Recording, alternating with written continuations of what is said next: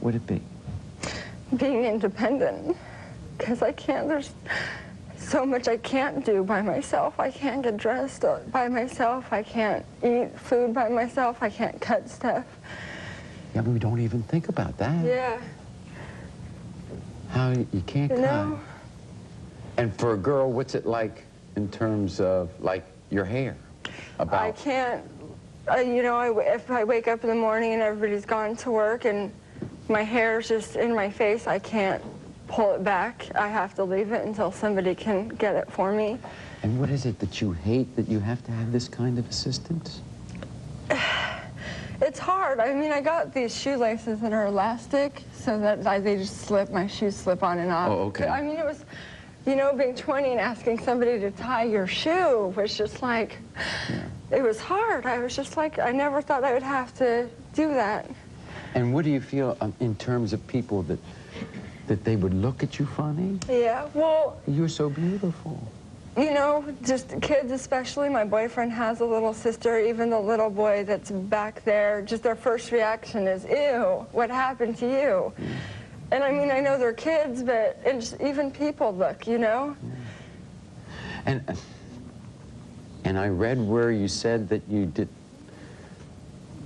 kind of felt strange because you couldn't hug anybody. Not really like a real hug. And I can't even pick up my nephew and hug him. Come here, come here.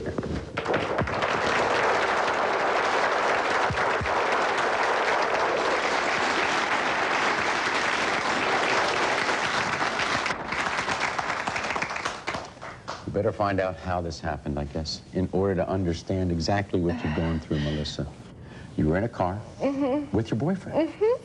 He had taken me to see Zion's National Park for my birthday. In Utah? Yeah, and we were going to spend the night, but we both discussed it and just decided to go home instead of spending the night there and camping, which now there's so many ifs, ands, or buts now. If I would have stayed, you know, I keep thinking that this wouldn't have happened. But so we decided... If you spent the night, then you wouldn't have been driving at night, then it would have been the next day. So who's behind the wheel? He started driving, and I told him before we left for the trip, because it was like a 4-hour drive down there, it's my birthday, I don't want to drive or anything. So on the way back, he'd stopped at a gas station, and he works with a lot of freight, so his back hurt. And I'm like, okay, I'll drive for like 20 minutes. So I get in the car, I'm driving, and then we're talking, everything, perfect day it would have been, just perfect. I love him so much. And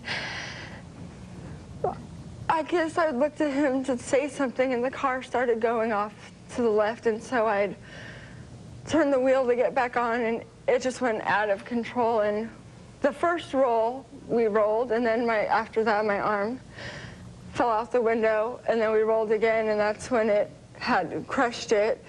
And then we slid for a while, so it was dragging, and I kept thinking, even though I saw my arm coming off, I kept thinking... Wait a minute. You saw your arm come off? Yeah. You saw your arm? But it didn't register because... You saw your arm detached from your body? Yeah, it started scraping and pulling off more. And for some reason, I saw it coming off, and I thought... But in my mind, I just kept thinking, my arm's going to be really scratched up. That's what my mind was telling me. And then the car finally stopped rolling, and we were on the driver's side, tilted, with me under there. And my boyfriend pulled me out through the front windshield, and he's like, are you okay? And I just